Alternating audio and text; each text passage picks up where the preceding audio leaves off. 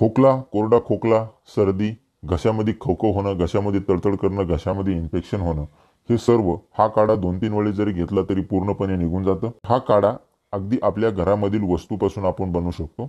याच्यासाठी आपल्याला फक्त 2 वस्तू लागतात। एक आपल्या घरामधील वस्तू आहे आणि एक आहेत वनस्पतीची पानं। ही वनस्पती तुमच्या घराच्या आजूबाजूला सर्वत्र उपलब्ध असणारी ही वनस्पती आहे। ही वनस्पती आहे पेरू।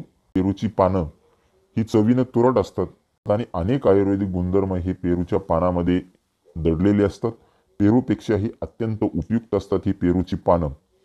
ही पेरूची मध्यम, जास्त निब्बर पण नको आणि जास्त कवळी पण नको, अशी मध्यम पानं आपल्याला याच्यासाठी 3 ते 4 पानं लागतात एक वेळेचा काढा बनवण्यासाठी।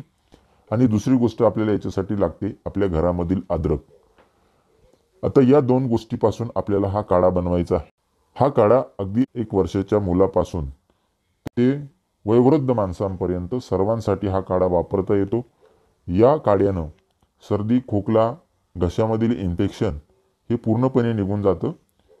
तर हा उपाय अशा पद्धतीने करायचा आहे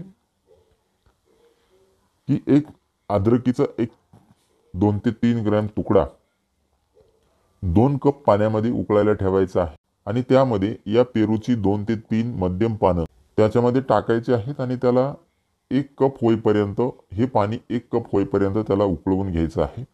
त्यामध्ये चवीसाठी थोडंसं मीठ पण आपण टाकू शकतो। जर तुम्हाला हाय बीपीचा त्रास असेल तर मीठ वापरू नका, असं जरी घेतलं तरी चालतं। ही पानं त्यामध्ये कुस्करून टाका। 1 कप पाणी होईपर्यंत याला साधारणतः उकळून घ्यायचं आहे। ही जी हिरवी पानं आहेत ही उकळल्यानंतर याचा पूर्णपणे रंग बदलतो। ही पानं जी असतात ती पिवळी पडतात, त्याचा रंग पूर्णपणे निघून जातो। या पानामधील सर्व आयुर्वेदिक घटक हे या काढ्यामध्ये उतरतात।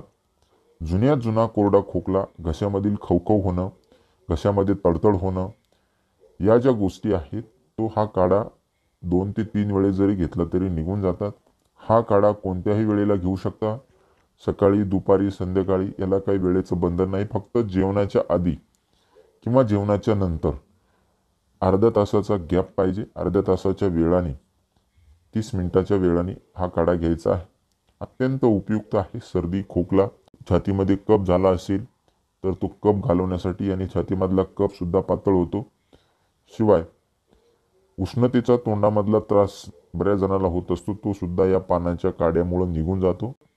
ही 2 ते 3 पेरूची पानं आणून अद्रकीमध्ये हा काढा तुम्ही अवश्य बनवून प्या।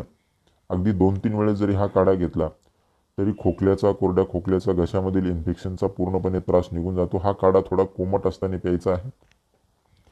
1 वर्षापासून ते 10 वर्षापर्यंतच्या मुलांसाठी हा 1 कप काढा एकच वेळेस न पाजता 3 वेळेस थोडा थोडा पाजायचा आहे, 1-1 तासाच्या अंतराने। मोठ्या माणसांनी हा 1 कप काढा एकच वेळेस प्यायचा आहे। दिवसातून 3 वेळेस जर घेतला, सकाळी, दुपारी आणि संध्याकाळी, तर कोरडा खोकल्याचा त्रास असेल, कफ असेल, तो पूर्णपणे निघून जातो। तर हा अगदी सोपा उपाय अवश्य करून बघा आणि अशाच नवनवीन उपयुक्त माहितीसाठी मराठी टिप्स एरिया आमच्या यूट्यूब चॅनलला लाईक आणि सबस्क्राईब करा। नोटिफिकेशनसाठी बेल आयकॉनवर क्लिक करा। धन्यवाद।